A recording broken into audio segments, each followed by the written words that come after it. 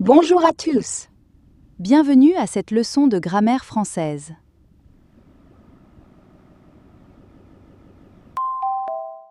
À la fin, vous serez capable d'identifier les principaux indices qui permettent de reconnaître les noms masculins et les noms féminins.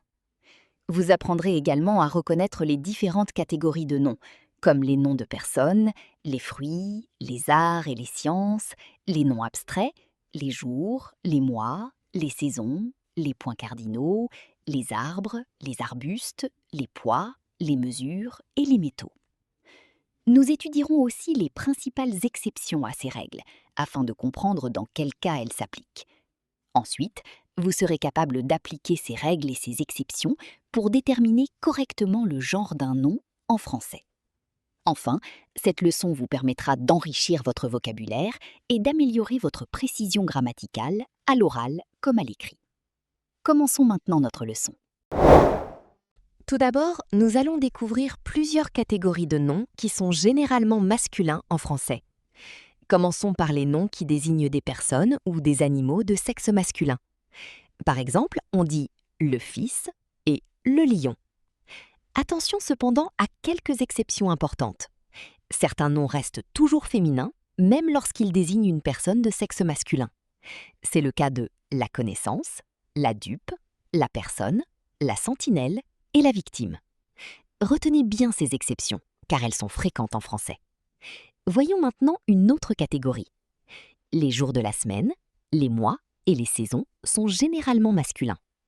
Par exemple, on dit dimanche prochain, décembre dernier et le printemps. En mémorisant ces catégories, il vous sera plus facile d'identifier le genre de nombreux noms français. Dans la prochaine partie, nous découvrirons d'autres catégories de noms généralement masculins. Ensuite, nous allons découvrir d'autres catégories de noms qui sont généralement masculins en français. Commençons par les points cardinaux. On dit le nord, le sud, l'est et l'ouest. Retenez que les points cardinaux sont généralement masculins. Passons maintenant aux arbres. La plupart des noms d'arbres sont également masculins. Par exemple, le chêne et le laurier. Cependant, il existe quelques exceptions importantes. On dit la vigne, la ronce et une aubépine. Ces noms sont féminins, même s'ils désignent des plantes ou des arbustes. Voyons maintenant les poids et les mesures décimales. Les unités de mesure sont généralement masculines.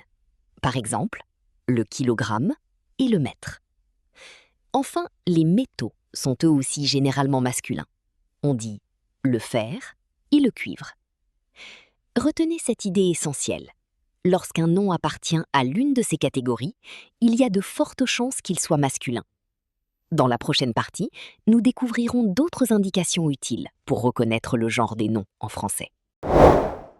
En ce moment, nous allons découvrir les principaux indices qui permettent de reconnaître les noms féminins en français. Tout d'abord, les noms de personnes de sexe féminin sont généralement féminins. Par exemple, la femme, la fille. Ensuite, la plupart des noms de fruits sont féminins. Par exemple, la pomme, la poire. Cependant, il existe quelques exceptions importantes. Le raisin, le melon, le citron, un abricot. Passons maintenant aux arts et aux sciences.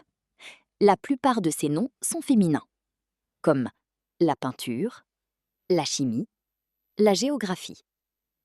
Mais attention à cette exception, le dessin. Enfin, la majorité des noms abstraits sont féminins. Par exemple, la vertu, la sagesse. Là encore, il existe plusieurs exceptions.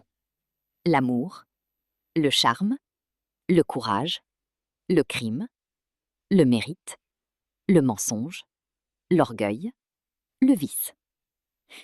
Retenez donc que ces catégories sont de bons indices pour reconnaître le genre des noms, mais qu'il est toujours important d'apprendre les exceptions.